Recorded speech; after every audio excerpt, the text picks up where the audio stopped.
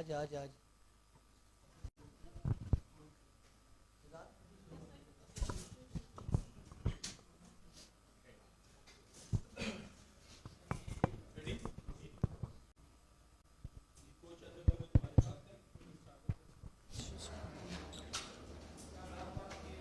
अजहर भाई आप समझते हैं, अजहर भाई अफजल जावेद, आप समझते नहीं है कि पीएसएल और इंटरनेशनल टी20 जो मैचेस उसमें काफ़ी फ़र्क होता है। आज काफ़ी नज़र आया पिंडी स्टेडियम में हमेशा 200 प्लस ही 2020 में बनते रहे हैं, तो क्या बैटिंग में कहीं फ्लॉज नज़र आए हैं या आज बॉलिंग अच्छी नहीं हुई? देखें, आई थिंक कि काफ़ी सारी चीज़ें हैं इसमें, मतलब बैटिंग में ज़ाहिर सी बात है कि I think we were 15-20 run short. जैसे आपने कहा कि यहाँ पे पार स्कोर जो है वो था, और जिस सिचुएशन में थे हम, आई थिंक कि हमने स्टार्ट बहुत अच्छा किया। पहले 6 ओवर हम अच्छा स्कोर था हमारा 54 जो है ना, और उसके बाद एंड में जो शदाब की जो इनिंग्स थी आई थिंक वो अच्छी थी। मिडिल पीरियड में अगर आप देखें 178 किया और 4 विकेटें गिरी थी। आई थिंक कि मिडिल पीरियड में जो है ना, वो जो हम बात कर रहे थे कि वो वहाँ पे हम स्लो हुए हैं 7 to 10 में, और फिर 10 to 15 में वहाँ पे थोड़ा सा स्लो हुआ है।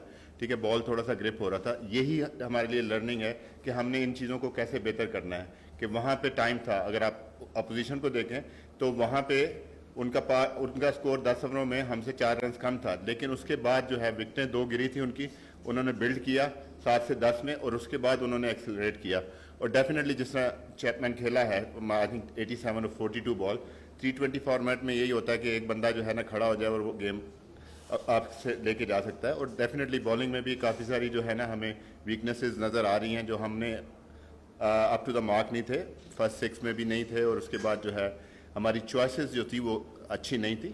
और हमारे लिए लर्निंग है, जैसे मैंने उस दिन भी पहले भी कहा था कि 12 मैचेस हैं, तो हमें देखना है कि हम कहाँ इम्प्रूवमेंट कर सकते हैं। और काफ़ी सारे हमारे पास पॉइंट हैं टू डिस्कस, एंड काफ़ी सारी पॉजिटिव भी हैं।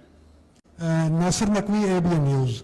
अगर भाई ये बताएं कि न्यूजीलैंड के टॉप के खिलाड़ी नहीं आए, 1-2 खिलाड़ी उनके आए हैं मेन टीम में से, तो आप क्या समझते हैं कि आने वाले दिनों में हमारी जो टीम है वर्ल्ड कप के लिए किस तरह तैयार हो सकेगी? देखें, आपने एक बात की, मैंने अभी बात की कि एक बैट्समैन वो ले जाता है, चैपमैन हो गया, ये उनके मेन प्लेयर हैं, और जिस तरह की वो बैटिंग करते हैं वो आपको नज़र आ रहा है। मैंने उस दिन भी कहा था कोई T20 फॉर्मेट में कोई टीम हल्की नहीं होती।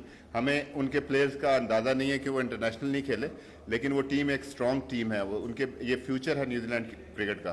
तो जाहिर सी बात है हमारे लिए लर्निंग है, और हम इससे लर्न करेंगे, और यही है कि हमें जितना जल्दी इन चीज़ों का पता चल जाए कि कहाँ हम लैग कर रहे हैं, तो हम अपनी चीज़ों को बेहतर कर सकते हैं।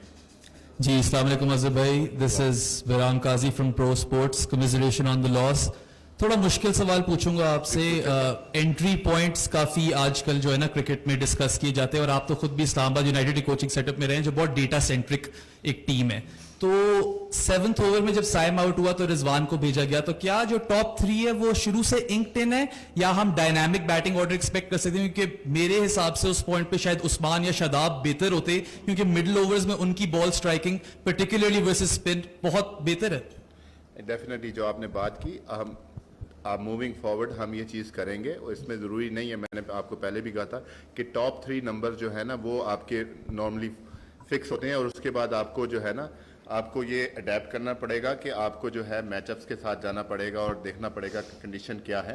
डेफिनेटली जो है हमारा जो ये मैच है, हम ये भी चाह रहे थे कि रिजवान भी फॉर्म में आए और उनको भी टाइम मिले सेंटर में, क्योंकि पहला मैच अगर हमारा वॉश आउट हो गया था। और यही एक चीज़ थी कि हमने जैसे आपसे बात की थी कि रोटेशन पॉलिसी होगी हमारी, तो हम लोग देख रहे थे कि चीज़ों को किस तरह देखा जाए, कौन किस नंबर पे बैटिंग कर सकता है इस गेम में और नेक्स्ट गेम में, हम चेंज करना चाह रहे थे। तो उसकी वजह से डेफिनेटली आगे जाने में हम ये कोशिश करेंगे कि हम फ्लेक्सिबल हों, कोई भी एक नंबर जो है ना वो सेट का नहीं है। जाहिर सी बात है हमने जिस तरह प्लान किया था उसके अकॉर्डिंगली हमारी चीज़ें नहीं गई, इसमें हमारी लर्निंग है। अजहर भाई, सलाम ठोकर सर्च टीवी से। हम लोग बॉलिंग बैटिंग की बात कर लेते हैं, राइट कॉम्बिनेशन की कर लेते हैं, इट्स ओके। ये जो पीएसएल से हमारी फील्डिंग के फ्लॉज नजर आ रहे हैं, आपको नहीं लगता इन 12 मैचेस में इन फील्डिंग के फ्लॉज को भी दूर करना पड़ेगा आपको? देखिए, डेफिनेटली बैटिंग बॉलिंग तो एक डिफरेंट चीज़ है, और बैटिंग बॉलिंग स्किल का गेम है, उसमें नहीं है। Fielding is all about attitude, fielding is all about anticipation. और आज अगर आप देखें तो we were not good in the field इधर, यू नो लाइक अगर आप चैपमैन का वो कैच हो जाता जो ड्रॉप कैच हुआ है, ड्रॉप कैच होते हैं, और जिस तरह कि अगर आप देखें कि उन्होंने रनिंग बिटवीन द विकेट की और जिस तरह उन्होंने 2 रन भागे हैं तो डेफिनेटली एंटिसिपेशन थोड़ी सी बेहतर होती तो हम काफ़ी सारे 2 रन बचा सकते थे।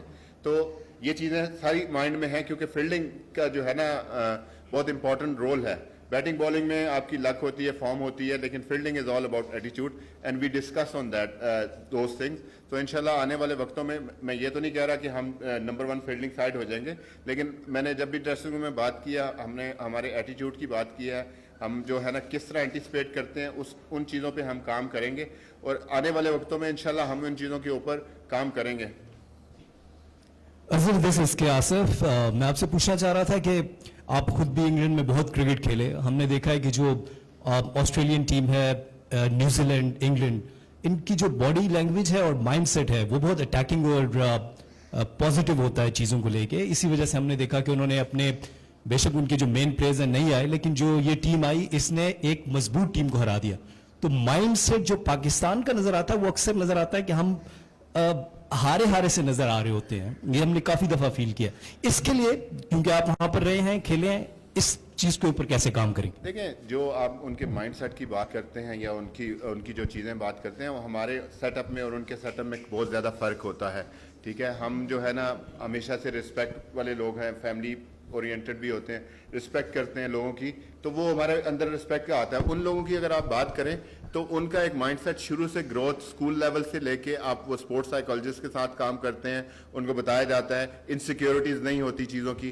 तो हमारे यहाँ ये चीज़ें अगर आप उसको, बात लंबी हो जाएगी, उसमें अगर आप जाएं और उनको देखें तो हमारा जो है ना, इस वजह से आपको कभी लगता होगा कि जब हम अच्छा कर रहे होते हैं तो हम बहुत अच्छे होते हैं, अगर हम पे प्रेशर आता है तो then body language, I think जिस वक्त हमने करेज शो करनी है, जब चीज़ें हमारे फेवर में नहीं जा रही होंगी, उसको हम कैसे बाउंस बैक करते हैं, उन चीज़ों से कैसे हम निकल के आते हैं, ये हमारे लिए चैलेंज है। क्योंकि एज अ नेशन जो है ना, ये हम सब इसमें स्ट्रगल करते हैं कि एक हमारा माइंडसेट जो है ना वो थोड़ा सा नेगेटिव हो जाता है, लेकिन हमने इनको चेंज करना है। ये मेरे लिए चैलेंज है, मैं यहाँ पे आया हूँ, ये मेरे लिए चैलेंज है कि हम इसको कितनी जल्दी बेहतर करते हैं और आने वाले वक्त में हम इन चीज़ों को कैसे काबू करते हैं।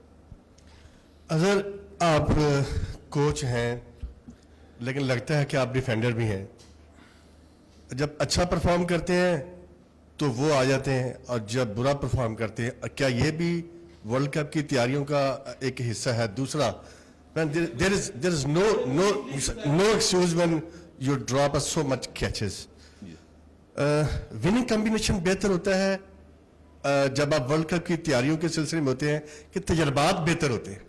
सर देखें, जो आपने बात की, जो आपने बात की, यस, अगर आप मुझे कहेंगे डिफेंडर हूं, मैं इस टीम का कोच हूं, हारेगी टीम तो मैं जो है ना सबके सामने आऊंगा और मैं बताऊंगा कि हम क्यों हारे हैं, और ठीक है, और मैं अपने प्लेयर्स को डिफेंड करूंगा। मैं जिस वक्त अच्छा करेंगे तो मैं अपने जूनियर को भेजूंगा, ये इनका काम है, ये अपने मेरे जूनियर को लेके आएंगे। जिस वक्त टीम हारेगी मैं अपनी जो भी मेरी गलतियां हैं मैं वो लूंगा, ये मेरा काम है, that's why I am coach. दूसरी चीज बात आपने की, हमें हमारे पास जो 12 मैचेस थे, अब हम अगर अपनी वही टीम खिलाते हैं, आप लोग कहते हैं कि जी आप चेंजेस नहीं करते, और अब हमने देखना है कि हमारे पास क्या ऑप्शंस हैं। मैंने पहले दिन भी ये कहा था कि हमने अपनी ऑप्शंस को देखना है। हमें पता है, मुझे पता है कि मेरे जो वर्ल्ड कप की, अगर मेरी टीम सारी फिट है तो मेरे वर्ल्ड कप में जो 10 प्लेयर है वो कौन से होंगे, उसमें 1 से 2 स्लॉट हैं जिसका हम देख रहे हैं, और इसी भी वजह से हमने चेंजेस की हैं कि मतलब हमारा जो हम इमाद को लेके आए, हमारा जो बेस्ट बॉलर है, हमें पता है कि वो क्या पीएसएल का बेस्ट परफॉर्मर था, वो हम उसको नहीं खिला रहे, हम अपने बेंच स्ट्रेंथ को देख रहे हैं कि क्या है। मैं यहाँ पे आया हूँ तो हम ये नहीं चाह रहे कि हम ये सीरीज जीत जाएं और हमारी जो गलतियां हैं उनको छोड़ दें। हम अपनी गलतियों से सीखने के लिए आए हैं और किस तरह हमने आगे जाना है उसका सारा प्लान मेरे दिमाग में है।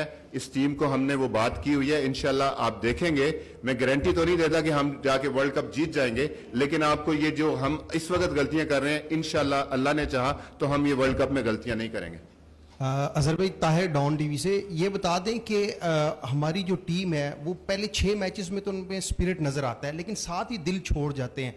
और आज के मैच में क्या आपको नहीं लगता कि एक मेन 6 ओवर्स में 6 ओवर्स के बाद स्पिरिट छोड़ जाते हैं? और आज के मैच में ये नहीं लगता कि मेन कोई एक अगर अच्छा स्पिनर होता तो शायद मैच आप निकाल जाते? आप क्या समझ रहे हैं, इब्रार और शदाब अच्छे स्पिनर नहीं है? क्वेश्चन है आपसे, आप क्या समझते हैं वो अच्छे स्पिनर नहीं है? तो नहीं आ रही। एक यही तो प्रॉब्लम है हमारी। एक मैच में अगर अच्छा नहीं होता तो आप कह देते हैं कि अच्छा नहीं है, ठीक है। अब आप मुझे बताएं, दुनिया में जितनी भी टीमें हैं, अभी वो बात की डेटा की, तो आजकल मैं डेटा पे बहुत इंतजार करता हूं। आप मुझे बता दें कि जब भी टीमें जो हैं मेनली T20 में अगर वो उनको विकेट नहीं मिलती, तो आप हमारी बॉडी लैंग्वेज की उन्होंने बात की, सब टीमों की बॉडी लैंग्वेज जाती है, जहां पार्टनरशिप लगती है बॉडी लैंग्वेज सबकी जाती है। जब आपको विकेट मिलती है एक इंकरेजमेंट आती है, वहां से बॉडी लैंग्वेज ऊपर जाती है। तो ये सिर्फ पाकिस्तान के साथ नहीं, ये दुनिया की सारी टीमों के साथ ऐसा होता है। और आप 180 डिफेंड कर रहे हो, जब एक बंदा पार्टनरशिप लगे 120 रन की, तो आपकी मेजॉरिटी ऑफ द चांसेस जो है ना टाइम आप मैच हार जाते हो, और यही आज हुआ। अजहर भाई ये बताइएगा कि फिटनेस के इशू आ रहे हैं, हालांकि आप लोग इतनी जो अच्छी ट्रेनिंग करके आए, सारा कोर्स करके आए वहाँ से, क्या वजह है कि आजम भी जो है वो फिटनेस की वजह से आउट है, अभी अब रिजवान भी अगले मैचों के लिए आउट हो गए, इस पर ज़रा बात बताइए। डेफिनेटली जो आप देखें, जो काकुल का कैंप हुआ था उसमें उन्होंने बहुत ज्यादा वर्क हार्ड किया, बॉडी फटीक भी हो सकती है, ठीक है। अब रिजवान का भी ये था कि हमें उनको थोड़ी सी निगल था, तो जाहिर सी बात है आप देखते हो कि वर्ल्ड कप आपका आगे है। अगर रिजवान को आपने देखा है जिस तरह के वो फाइटर हैं, जिस तरह उन्होंने पहले भी किया है इंजरी के साथ वो जो खेल रहे थे, तो हमने जब हमें पता चला कि थोड़ा सा उनको ये इशू आ रहा है, तो हमने उनको पुल आउट कर दिया कि वो ये ना हो कि उनकी इंजरी एग्रीवेट हो जाए और फिर हम रिजवान को जो है ना मिस करें वर्ल्ड कप में। तो ये आप ये कह सकते हैं कि इरफान का भी ऐसी ही बात थी कि इरफान को भी हमने पुल आउट किया। कोई ये नहीं है कि वो अनफिट हो गए हैं। यस, आपने आजम की बात की, तो उनका एक सेटबैक था, तो उम्मीद है कि वो आजम जो है वो जल्दी ही फिट हो जाएंगे और वर्ल्ड कप में हमारे लिए मौजूद होंगे इंशाल्लाह। जी हाँ जी, वो अभी उसको असेस कर रहे हैं और सारी चीज़ें हैं, तो इंशाल्लाह उम्मीद करते हैं कि बहुत जल्दी जो है ना वो ठीक होंगे। Thank you.